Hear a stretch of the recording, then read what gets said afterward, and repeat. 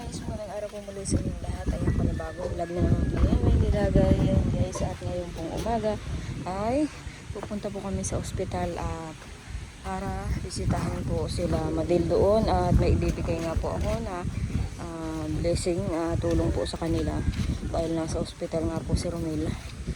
Kaya ayan guys, at kasama ko po si Dagay. Nagpunta po doon sa Medicare sa ospital kasi nakakumpine pa po hanggang ngayon si Romel, yung asawa po ni Madil. Dahil umulan kagabi, ayun guys, ang lugati na naman ang motor at may bagyo nga pong paparating dito sa amin kasi hindi naman po sentro. Matayan Dagay, masama ka? Nagsuklay ka?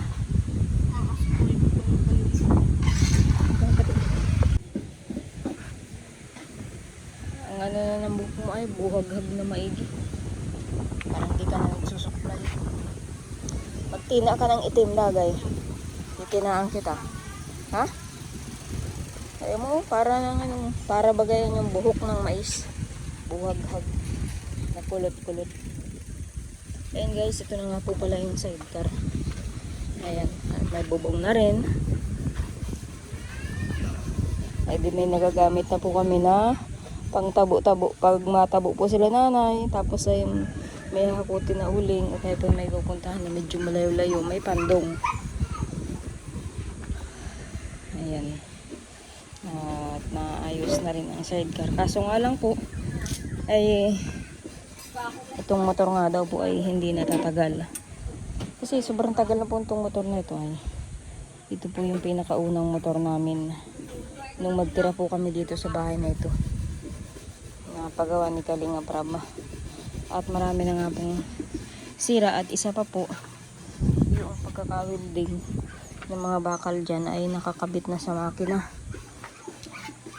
kaya oras po na masira po yung ano, hindi na po ang pakinabangan yung motor, sa makina na po nakakabit yung pagkakawilding. Kaya kung masira man yung motor o yung sidecar, hindi man po masisira, pwedeng ikabit sa motor ulit yung sidecar. At itong motor nga po ay ano, magagamit pa naman po yan. Ano pa yan, magtatagalan pa naman po bago masira yan. Ayun guys, at ngayon nga po ay papunta na po kami ni Dagay sa Medicare kung nasaan po nakakumpine si Romel. At si Madil lang naman po ang nagbabantay doon, wala po sa bahay po nila sa Tiwi, at si Mama Inang po ay wala po sa Tiwi, kaya sabi ko ay didiretso na lang kami dito sa Medicare para ibigay kay Madil ang binigay na tulong nung sponsor na nagpabigay ng pambiling gamot po para kay Romel.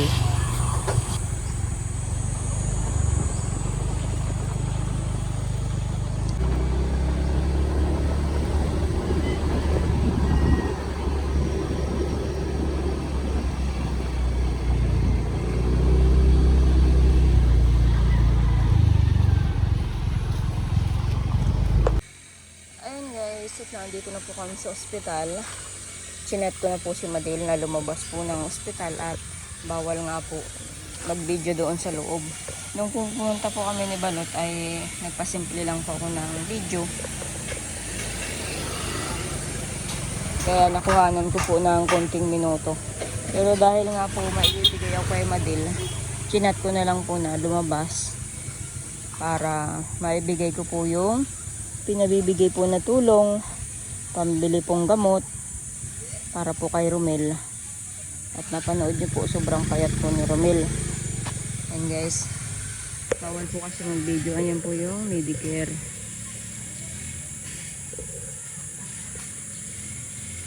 Pag dyan po sa loob, bawal po. At may CCTV rin po. Kaya yan, hintayin na lang po namin ni Dagay. At maraming salamat po dun sa nagbigay. Hindi na lang po nagpapabanggit ng pangalan o anumang kwan. Basta maraming salamat po sa nagbigay. At may nga po at may nakapansin po nung video ko kay Romel. At may sakit nga po. Kaya maraming salamat po dun sa nagbigay. Kasi nagbigay po siya ng halagang 5,996. At yun po ang ibibigay ko po kay Madil. Ayan, inaantay lang po namin na lumabas. Dito po kami sa Makanlong at mainit po dun, oh. Walang mapagtambayan ng mainit. Kaya dito na lang po kami sa may puno ng kahoy. Ayun guys, at nandito na nga po si Madil. Ayan, at pinapunta ko na lang po dito sa labas at bawal nga po mag-video doon sa loob ng medical. Ayan Madil, may nagpapabigay sa iyo ng pambili daw gamot ni Romel. Kumusta na nga pala si Romel? Pag maglabas yun, kailangan bilhan pa din ng oxygen para sa nag-oxygen pa siya? Para pag nasa bahay siya at nahirapan maghinga, kailangan sasalpakan pa rin siya ng oxygen. Nung kailan ka baga nagpuntang dait, nagbili ka yata ng gamot? Isang araw? Ubus na agad ka mo yun. Ubus na agad? Oo, hanggang kaninang maga lang. 10 peraso yun. Ay, isa ay 100 din. Tapos mapalabit ka na naman uli. Tapos mapalabit na naman sa ambulansya. Ang ginawa na nila, ginawang 20 peraso. At para hanggang bukas naman lang daw yun. Ay, hanggang bukas pala ang daw yun. Ay 3 araw pa daw yan dyan. Ay sabi ko, kung 3 araw ay hanggang bukas lang din yung pabibili, edi padadagdagan ko na rin kako at baka din naman kakukulangin. Oo. Magaganap na naman. Kanino ka ako. nagpapalabit? Ngayon may maano ng ambulansya doon sa dait. Doon ako mapalabit ngayon. Ibig sabihin, hindi pa makakalabas si Romel. Hindi pa. Mababa pa daw ang oxygen sa katawan. Nahihirapan pa bagang huminga. Nung pumunta kami ni Balot ay Hirap pa yun. na parang hinahapo pa siya. Pag wala siyang oxygen, hirap pa siya. Pero nakakakain naman ah. Ngayon, wala ngayon siyang oxygen at papresko pa doon sa loob. Oo. Pero pag yung nagtindi ng init, andyan na siya. Hirap na naman siya maghinga. Lalo ngayon, ubusan ng oxygen. Yung oxygen niya ngayon, galing yung dait. Binigay sa kanya at siyang talagang nauna na dyan na pasyente na kailangan suportahan ng oxygen.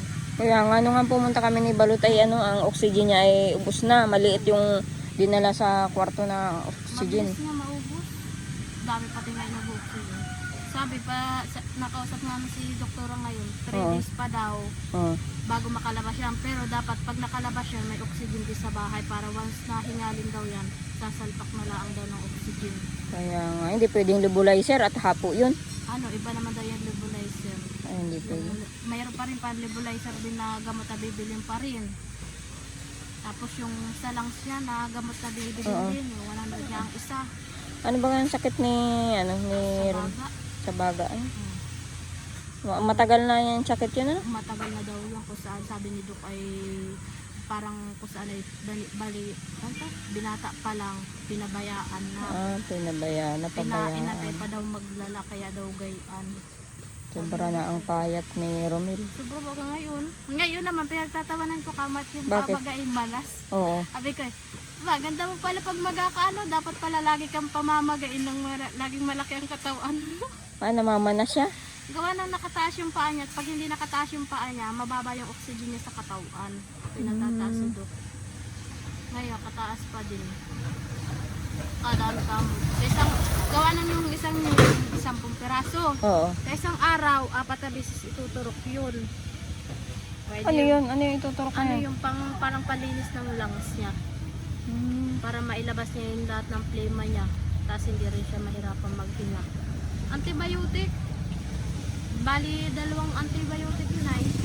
Puro antibiotic. Yung isa naman, Dahil parang gamot, yung isang antibiotic niya medyo mura-mura. Parang 85 lang ang isa. Oo. Itong isa naman, yung palinis ng lungs niya, 100 naman ang isa. 2 beses kaya ata nagpadait. 2 beses. Yung una, naubos na yung gamot niya. Tapos nagpadait na naman ulit ako. Kinabukasan at meron na naman yung panlinis na lang siya. Ay, di hanggang ngayong maga lang. Tapos 3 araw pa dyan. Ay di madami pang gamit uubusin. Tapos hanggang sa paglabas, gamot pa rin yun. Gamot pa rin daw yun, sabi ni doktora. Kaya nga. Sabi nga, 8 days na pala kayo dito. 8 days? Sabi ni doktor kanina. Sabado, Linggo, Lunes, Martes. Ay, Sabado, Linggo, Lunes, Martes. Ay, 5 days pa lang pala. 5 5 days. days. Merkulis ngayon ano? Oo. 5 days. Mga 8 days na daw kami dyan. Sabi ni Doktor. Galing doon niya si Doktora. Sakto naman pag galing na yung papa, naaalis pa lang din ko si Doktora. Sabi ko nga, Dok, kailan po ang labas dito? At ako'y naiinip na po dito. Sulo-sulo lang din ako dito. Nagbabantay tuwing gabi. Walang nahalili sa iyo? Wala. Yung kamag-anak ni Romel? Kahapon nga maghapon, nagbisita lang yung kuya niya. Nag-alis na din. Oo. Wala na, hindi na nasundan hanggang ngayon. Ngayong Gabi na, yung sa 5 days na yun. kawawa yung anak mo. Susunod ko yung gabi na yun. Yung anak mo si Alaysa. Kaya nga. Naka nag-iiyak yun. Lagi kami nagpaparaiyak. Nagtatawag na sa akin yung kapatid ni Romel. Ate, nag-iiyak baga si Bibi. Lagi kang hinahanap. Bawal naman ang bata dyan. Si Mama Inang naman ay hindi Bawal pwedeng... naman si Mama Inang at Senyor. Oo. May sakit din pati si Mama Nagpunta Inang. niya kahapon si Mama Inang. Nagpa-check up. Sabi kay Mama, ano baga masakit sa'yo? Masakit to yung ganito niya. Sabi ko, sige, sasamahan kita at nandito na rin makaka ko. Ako na rin malakad. Oo. Nilakad ko kahapon yung malasakit niya para makakuha siya ng gamot. Ay kay Mama, diyan ka lang at lalakarin ko lang to nang makauwi ka na din.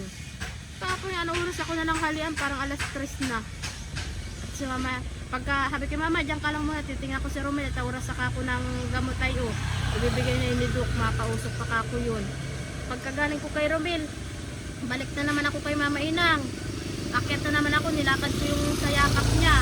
Ba't hindi magbantay ng isang gabi o ano yung... Sabi, magbabantay. Ay, oo, wala naman. Sabi nga ni Romel, tidaan mo na. Pagtiis mo. Sabi ka, anong gagawin ko? Ako lang naman nandito. Talaga magtitiis ako. Eh, yung anak mo naman na nag-iiyak doon. Hindi nga, naawa nga lang kay Bibet gada. Gabi-gabi, na-chat niya. Naalala nga din ni Mama Inang at baka daw nagpaparaiiyak doon. Paparaiyak nga daw ng tuwing gabi. O, ito na nga pala yung ano, pambiling gamot. Nasa ano yan, 5,999, ay, 996, 5996. Papalapit kami. Naantay pa rin yung update yun. Sa ambulansya at yung sa dait daw, Oo. punuan pa din hanggang ngayon. Kaya hindi pa ito makadeliver ng pasyente din. Ay, magpalabit ka na. May reseta naman na yata. Naandyan na din sa akin yung reseta. Para mapalabitan na ng gamot. Sabi ko nga, Dok, talaga pong ano lang ito. Sabi, diyan hanggang bukas lang yung 20 na yan. Dapat padagdagan mo na. Kasi pararagdagan ko ng Para ano, ano, papagawin ko bibalik-balik. ng ano, 25 para hanggang sa isang araw. Hmm. Paglabas. At yun daw ang kailangan talaga at Kaya ilang buwan pa siya magagamot ng ganyan. Ano? Matagal pa. November pantapos niya. November, ano nakalagay? November. Oh, matagal pa. Ilang buwan. Ilang buwan pa, isang buwan pa lang siya. Ay, walang trabaho. Ikaw, hindi mo pwede magtrabaho at nag-aalaga ka dyan sa asawa mo. Wala talaga. Tapos si Eliza, alagain mo pa. Sura nga ano yung bagong annak ako. Oo. 2 sanggoli na alagaan ko. Tapos si Mama Inang naman, may matanda na rin. Oh. Kaya ano nga rin kahapon, buti nandiyan kama ako sa medical. Ay dinalakad ko din kahapon ng ano yan, nakakuha din siya. Pagkakakuha niya, nag-uwi na din siya. Sa akin nakakuha ako na malakad. Alam pa makakumpasipot-sipot dito kung saan yung natanong. Sabi ko kilala na rin kako ako dyan yung nurse. Nakita lang ako. Naiyan yung bantay ni Kundi Sulo-sulo yung bantay ni Kundi. Kundi baga ako dito. Ay, kundi. Kala ko ano. Karin to? Oo, kundi bagang gamit. Kundi yun sa ina baga. Wala baga yung may dalhin yun. So, Kaya kundi yun. Kaya ano lang dito. Palabitan mo na ng gamot at ng kwan. Nakabili ka na. Anong oras alis ng ambulansya? Na-update pa rin nila ako. Nag-a-update pa rin sila doon sa dait. At pag may lumabas daw doon sa dait, saka daw ma-deliver ng pasyente doon. Aba, hulog, puno yan. Ha? Oo. Madaming pasyente? Oo, lahat ng kwarto. Puno. Tapos sa may ganyang highway ng daan, puno. Yeah. Diba doon sa may kwarto namin, may 2 kama bakante? Oo. Wala na yun. Kuha na rin yun. Puno na rin. Kaya sobrang init pa naman doon. Pupunta kami ni Balutay, grabe ang init. Binuksan ko nga yung bintana. Kahit buksan mga bintana, kaya ginagawa ko doon, pinapatay ko yung ilaw. Tapos bukas medyo yung pinto, saka yung pinsa sinasara kong pinto at ang panghip naman doon sa may CR, lagi din walang tubig. Kaya nga, dami palang pasyente ngayon. Pagkadami. Nung, di ba, nung napunta kayo dyan, konti lang kami. Oo. Aba, parang kahapon nagdating yan, tapos kagabi. May nasugod na nga din sa diet. Kahapon. Dami nagkakasakit niya. Parang nasa 4 yung nasugod na sa diet. Eh, yung i-deliver daw ngayon sa diet, 4 o 5 pa rin yan. Kaya 4 o 5 balik pa daw yung ano. Ito, ambulansya. Sabi ko tama po at ako yung mapalapit ko ng gamot. Sabi, ay, kala ko ikaw ang ipapalapit. Sabi ko, may pasyente pa akong binabantayan. Sabi, ay sige, sasabihan ka na lang namin doon. Mapalapit Ay, gamot lang po ipapalapit ko. Wala nang magbabantay sa amin. Sabi ko, pag ako po sumama, sino na po bantay sa pasyente ko? Ay, yun lang. Hindi na nga kayo pumayag dali niya sa diet at wala nga magbabantay. Kaya na daw Dagay, anong numero mo? 431. Alay mo tumama ka Dagay. Kaya na. Walang hilig si Dagay. Ano to yan? Yung plaka nyo. 236? Ay hindi, 32-36? Kahit 20. Kaya mo Dagay. Ay, Maria Panginoon. Baka tumama nga naman ay Mali mo, velas na. ayan. 15 din. Hindi kami natama Kaya dyan yung ay. 20 naging 90. 20 naging 90. Ano? Anong pangalan mo ulit ate? Dagay na lang. Dagay? Kaya ate dati matera. Pag tumama, ay hanapin si Dagay. Siyempre. Saan po ba? Ay, Hindi, kilala alam mo. naman yan. Alam na yan. Dagay vlog po yan. Tita, mapunta na lang ako. Sige na. Oo, sige na. Papunta Ano rin. na, maalas 9 na yung oras Oo. na naman ang ano ng gamot. Oo, sige na. Tita, Oo, papunta na ako. oo, sige na. Ayun guys, maraming salamat po talaga dun sa nagbigay ng tulong para kalamadil. Ayan, kawawa naman po sila at ano, bukod sa hindi na po nakakapagtrabaho si Romel, may sakit, ilang buwan na pong walang trabaho yun.